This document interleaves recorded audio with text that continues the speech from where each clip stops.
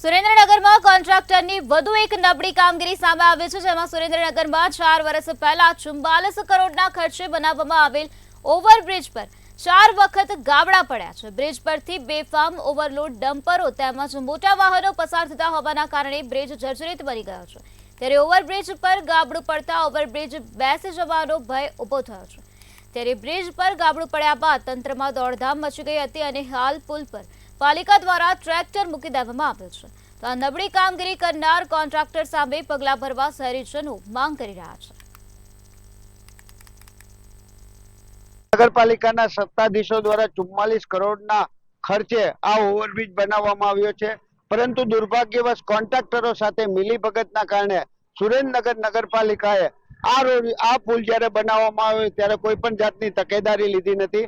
આ પુલ દરેક જગ્યાએ બેસી જાય છે અને અનેક વખત સુરેન્દ્રનગર નગરપાલિકાએ નક્કર કામગીરી કરવાના બદલે થીગડા માર્યા છે। અત્યારે પણ ગોકુલ હોટલ સાઈડનો પુલ બેસી ગયો છે, જેના કારણે આગામી સમયમાં બહુ મોટી દુર્ઘટના સર્જાય પ્રકારની પરિસ્થિતિ થઈ છે અને જાનહાની થાય એ પ્રકારની પરિસ્થિતિ થઈ છે। તેથી નગરપાલિકાના શાસકોને અમે આ બાબત તાત્કાલિક ધોરણે કામગીરી કરવા અને ભ્રષ્ટાચાર અધિકારીઓ ઉપર પગલાં લેવા અને કોન્ટ્રાક્ટરને બ્લેકલિસ્ટ પર મૂકવા માટે માંગણી કરીએ છીએ। આજે જે ગોકુલ અને કુંથુના દેરાસરને જોડતો જે પુલ છે એ હું જોઈ રહ્યો છું કે ચોથા વર્ષમાં ચોથું ગાબડું પડેલું છે।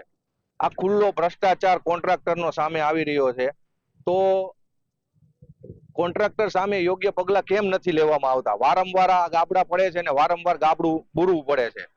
તો તંત્રને જાણ કરવામાં આવે છે કે જે કોઈ જવાબદાર વ્યક્તિ હોય એની સામે ભ્રષ્ટાચારના યોગ્ય પગલાં લેવામાં આવે। 44 કરોડના ખર્ચે જે બનેલો છે, તમે જોઈ શકો છો કે વારંવાર ગાબડા પડે છે ને વારંવાર પેચ મારવામાં આવે છે।